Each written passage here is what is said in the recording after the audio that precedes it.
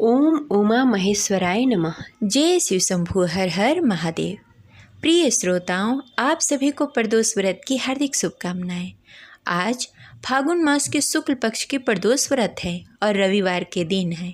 तो आइए आज प्रदोष के दिन सुनते हैं रवि प्रदोष व्रत कथा। तो प्रेम से बोलिए शिव जी माता पार्वती की जय।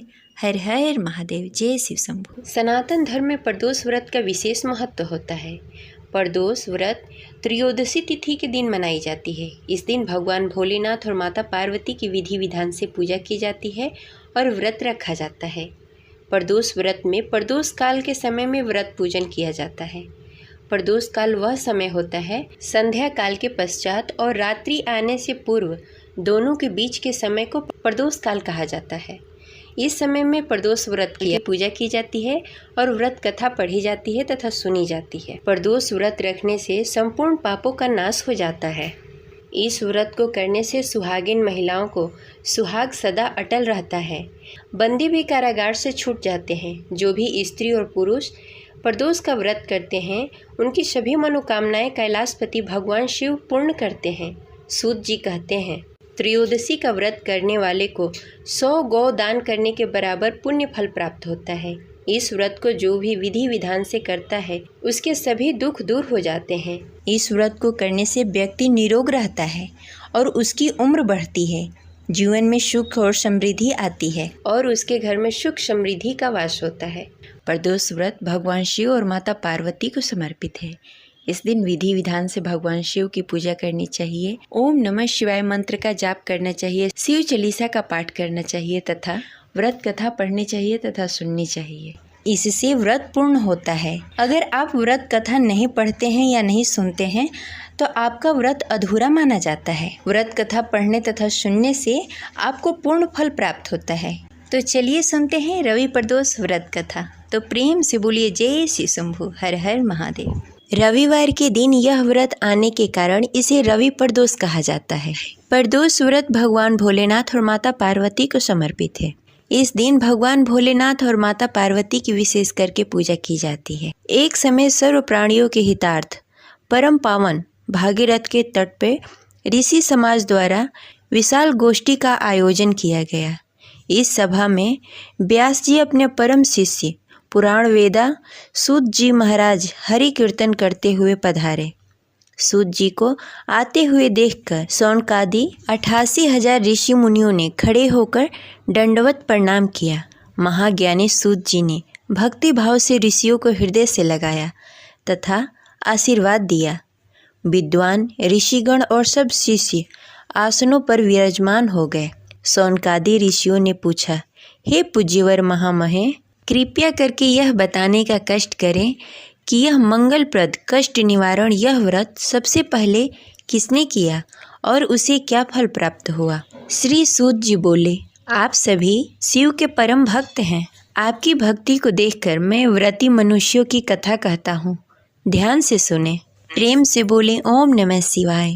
रवि प्रदोष व्रत के अनुसार एक गांव में अति दीन ब्राह्मण निवास करता था। उसकी साध्वी स्त्री प्रदोष व्रत किया करती थी। उसे एक ही पुत्र रत्न था। एक समय की बात है, वह पुत्र गंगा स्नान करने के लिए गया। दुर्भाग्यवश मार्ग में चोरों ने उसे घेर लिया और वे कहने लगे कि हम तुम्हें मारेंगे नहीं, तुम अपने पिता के गुप्त धन के बारे में हमें बता दो। बालक दीन भाव से कहने लगा कि हे बंधु, हम अत्यंत दुखी दीन हैं, हमारे पास धन कहाँ है। तब चोरों ने कहा, तेरी इस पोटली में क्या बंधा है। बालक ने निसंकोच होकर कहा, मेरी माँ ने मेरे लिए रोटियां दी है। यह सुनकर चोरों ने अपने साथियों से कहा कि साथियों, यह बहुत ही दीन दुखी मनुष्य है, अतः हम किसी और को लूटेंगे। इतना कहकर चोरों ने उस बालक को जाने दिया। बालक वहाँ से चलते हुए एक नगर में पहुँचा। नगर के पास एक बरगद का पेड़ था। वह बालक उसी बरगद के वृक्ष की छाया में सो गया। उसी समय उस नगर के सिपाहियों ने चोरों को खोजते हुए बरगद के वृक्ष के पास पहुंचे और बालक को चोर समझकर बंदी बना लिया। बंदी बनाकर राजा के पास ले गए। राजा ने उसे कारागार में बंद करने का आदेश दे दिया। ब्राह्मणी का लड़का जब घर नहीं लौटा तब उसे अपने पुत्र की बड़ी चिंता हुई। अगले दिन प्रदोष व्रत था। ब्राह्मणी ने प्रदोष व्रत किया और भगवान शंकर से मन ही मन अपने पुत्र की कुशलता का प्रार्थना करने लगी। भगवान शिव ने उस ब्राह्मणी की प्रार्थना स्वीकार कर ली। उसी रात्रि भगवान शिव ने उस राजा को स्वप्न में आदेश दिया कि वह बालक चोर नहीं है, उसे प्रातःकाल छोड़ दे, अन्यथा उसका सारा राज वैभव नष्ट हो जाएगा। प्रातःकाल राजा ने शिव जी की आज्ञानुसार उस बालक को कारागार से मुक्त कर दिया। बालक ने अपनी सारी कहानी राजा को सुनाई। सारा वृतांत सुनकर राजा ने अपने सिपाहियों को आदेश दिया कि उस बालक को उसके घर छोड़ दिया जाए। सिपाहियों ने बालक को उसके अपने घर पहुंचा दिया और उसके माता पिता को राज दरबार में बुलाया। उसके माता पिता बहुत ही भयभीत थे। राजा ने उसे भयभीत देखकर कहा कि आप भयभीत न हो, आपका बालक निर्दोष है। राजा ने ब्राह्मण को 5 गांव दान में दिया, जिससे वे सुखपूर्वक अपना जीवन व्यतीत कर सके।